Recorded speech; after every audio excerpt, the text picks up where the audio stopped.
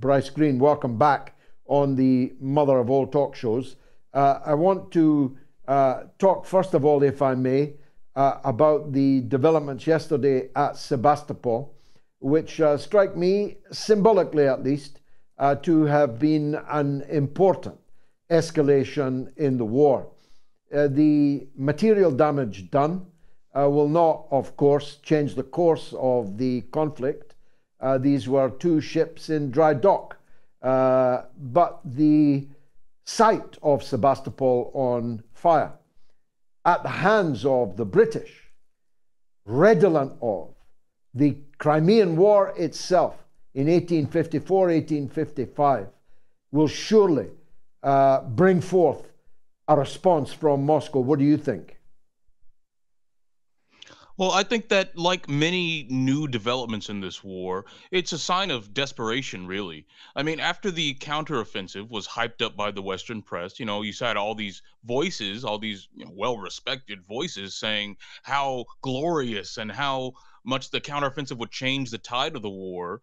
You had all those people going on, and despite the reports that said that those officials and even Ukrainian officials were worried that the counteroffensive would not amount to much, the counteroffensive went ahead, and many Americans were not prepared for the actual devastation that the counteroffensive would bring upon the Ukrainian military.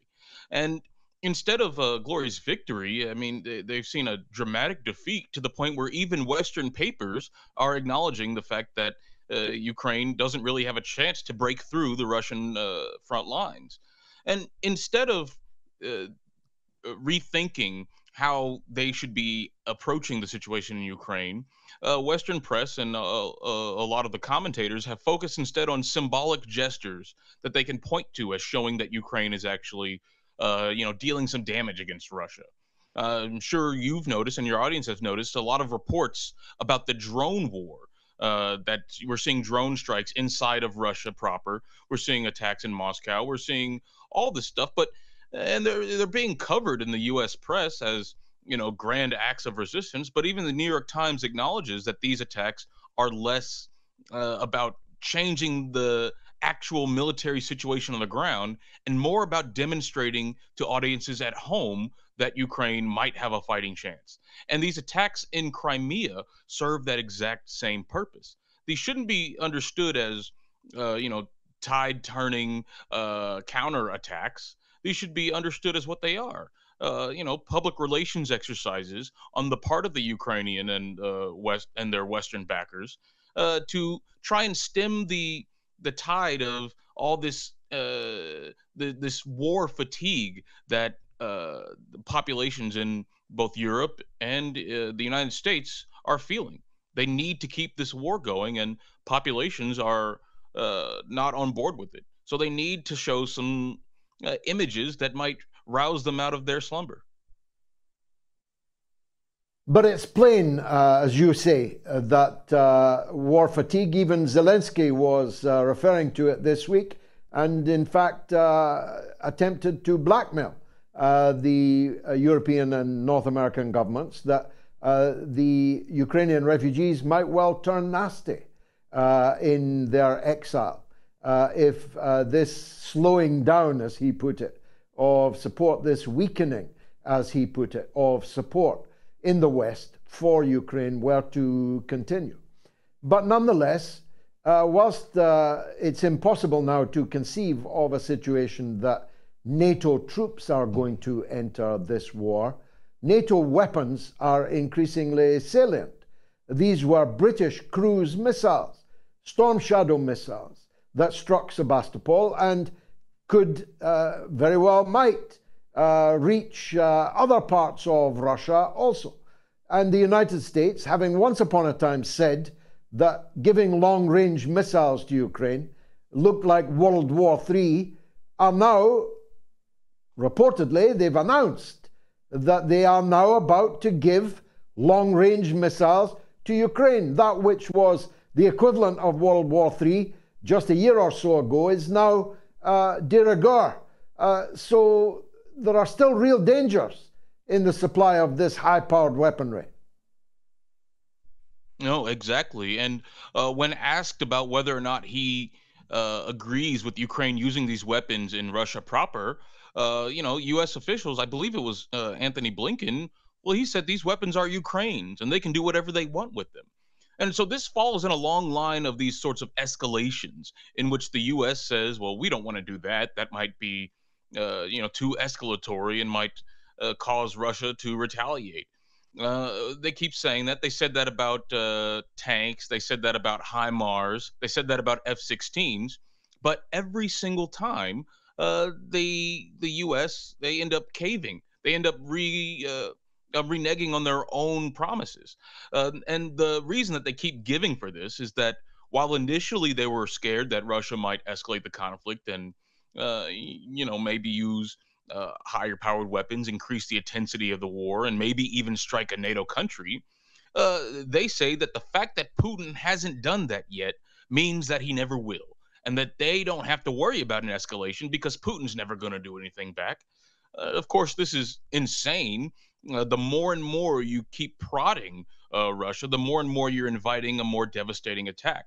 But as I've written elsewhere, and as other people have pointed out, a heavier intensity attack is exactly what the U.S. seems to be pushing for.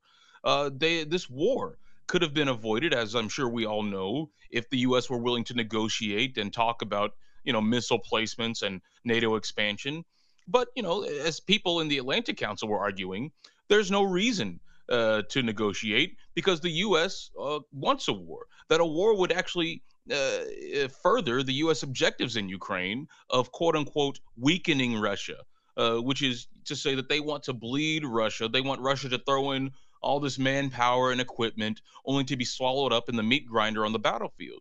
And so the longer this war goes on, the more people who die, the more bodies that are mutilated and destroyed, the better it is for U.S. policymakers. And you can even see this if you look at what they say. I mean, Washington Post columnist David Ignatius, he called the war in Ukraine a quote strategic windfall for the U.S. Because we were able to weaken Russia without much cost to ourselves. Of course, he put in parentheses, well, this doesn't really apply to the Ukrainians who are dying by the thousand, but that of course doesn't matter to Ignatius or mostly anyone else in the Western media who are cheerleading this war. And so until that sentiment changes, we're likely going to see the drums of war being beaten in the Western press, and that's devastating for everybody. Now, Blinken was speaking today at the Brzezinski School in Johns Hopkins University. Brzezinski would not have recognized a foreign policy which has not only driven Russia and China irreducibly together to the point that they are, in many respects, in a union together, and has now brought the North Koreans onto the battlefield, long basically treated as slightly embarrassing relative or relic from the past. Now Kim Jong-un and Russia and China are BFFs or NBFs. This is a peculiar achievement for American foreign policy, isn't it? Yes, and I would disagree that Brzezinski wouldn't recognize this policy. I mean, one of Brzezinski's shining achievements was what he called the Afghan trap, which is when the U.S. supplied weapons to the Mujahideen in Afghanistan with the explicit aim of drawing Russia into a combo, or the USSR at the time, drawing the USSR into an invasion. And the line was that they were able to give Russia their own Vietnam. A quagmire in which they're bogged down in a situation where they can't win. Well, this strategy seems to have been repeated in Ukraine. In fact, the Pentagon study, I'm sure I've talked about this on your show and elsewhere, a Pentagon study from 2019 lays this out almost explicitly. It says that one of the ways that the United States can overextend and unbalance Russia is by providing more lethal aid to Ukraine, which would then cause Russia to increase their involvement in Ukraine, even to the point of an invasion. So this was known, and I called it the Ukrainian trap because much in the same way the USSR sprung the trap in Afghanistan, Russia seems to have sprung the trap in Ukraine. The only difference is, as you say, that uh, rather than leading to the collapse of the country as it did in the USSR, Russia seems to be solidifying its position in the world. It seems to be solidifying its alliances with China and the entire BRICS bloc, which is a major development in the world and appears to be something that the Washington didn't even anticipate. And so Washington is actually in a far weaker position in the global stage than they were before this war, because in promoting this war and rejecting negotiations and in trying to get the entire rest of the world to go along with them, they really showed their hand. And to the point where, Latin American countries, African countries, Asian countries are all saying, well, we don't really necessarily agree with what the US is doing here, what they're trying to do here. And we'd rather, keep lines of communication and trade and commerce open with the BRICS bloc, with the Chinese, with the Russians, and with the US if they'll allow it.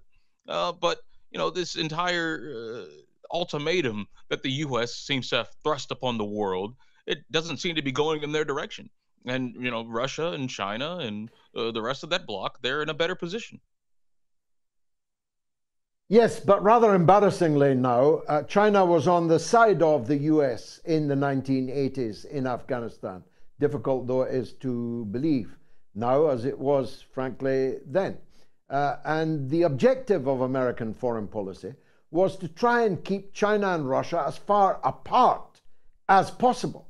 This American administration has pushed Russia and China together to the point where their policy is virtually indistinguishable. And now they've got the vast armory of Kim Jong-un joining them. That's my point about Brzezinski, who was one of those theorists from the Nixon-Kissinger era onwards, who regarded division between Russia and China as, in a way, America's #1 foreign policy priority. All right. Well, and that seems to be the case here. I mean, dividing Russia and China, the communist bloc during the Cold War was one of what they considered to be their shining achievements. Kissinger and Nixon, they went behind the backs of their own people to sign this agreement with China to open up China in order to drive a wedge between the Soviet Union and communist China. And like you said, during the 80s, the Chinese were actually involved in some of the intelligence activities funding and supporting the Mujahideen against the USSR. But that's a far cry from what we see now. And I suspect that's because these countries and the rest of the world have had the time to read their history books, to understand the actual role that the United States plays in the world, the destabilizing role, the deliberately destabilizing role that the United States plays. And for all the differences between the Russian and Chinese systems, well, it seems that they have more in common if they want to withstand and maintain their own sovereignty in the face of what's, I mean, quite clearly U.S. aggression in the case of China and U.S. provocation in the case of Russia. I mean, you look at a map about the military bases that are surrounding China right now. You look at the rhetoric that's coming out of American officials, American admirals and Air Force generals and commentators, all these quote unquote respectable people. Well, they're talking about how we need to go to war with China, or at the very least, we need to prepare for one. No one's talking about de escalation.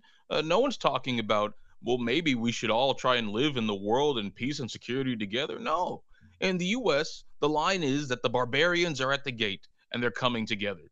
And we need to shore up our support on this side of the new Iron Curtain and make sure that the bad guys can't get one in. It's complete madness. I mean, there's only one way this ends. There's only one way escalation ends, and that's in war. And that's something that no one will survive. The only other option is negotiation, peaceful coexistence. But there don't seem to be any adults in the room saying that we should take that line. All the people who are opposed to the war in Ukraine in the mainstream, they seem to be concerned that the war in Ukraine is taking away from the war in China. Like Anya Parampil said, Americans need to grow up. We need to understand that we don't make the rules for the rest of the world. We need to understand that this rules based order in which the US rules and orders people around is not sustainable, it's not acceptable for the rest of the world, and it's only going to lead to disaster, escalation, and more destruction.